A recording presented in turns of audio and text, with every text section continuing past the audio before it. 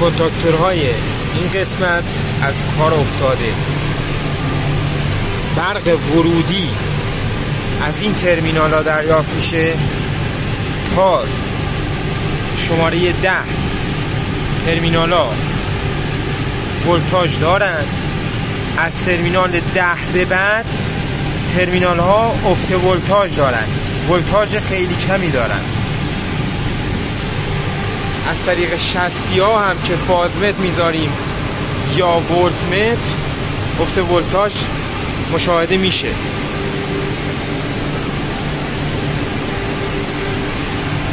سیمای ورودی هم از این قسمت از شماره 10